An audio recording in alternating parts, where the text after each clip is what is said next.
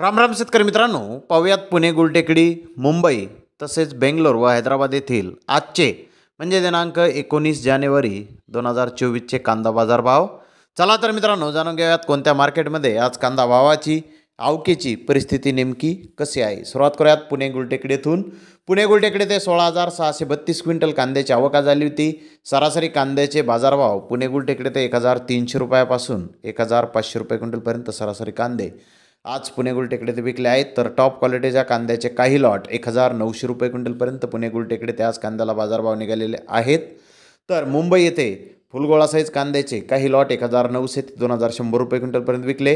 त्या खालोखाल मोठे साईज कांदे 1,700 ते 1,800 रुपये क्विंटलपर्यंत विकले. सरासरी कांदे 1,500 ते 1,600 रुपये क्विंटलपर्यंत विकले. तर जुने कांदे काही लॉट 2,000 रुपयापासून 2,200 रुपये क्विंटलपर्यंत विकले. त्या खालोखाल मोठे साईज कांदे 1,800 ते 2,000 रुपये क्विंटलपर्यंत विकले. सरासरी कांदे 1,500 ते 1,700 रुपये क्विंटलपर्यंत विकले. सफेद कांदे 1,000 रुपयापासून 1,500 रुपये क्विंटलपर्यंत आज मुंबई येथे विकले आहेत. तर बेंगलोर येथे आज टोटल 43,653 गोण्यांची आवक आली होती.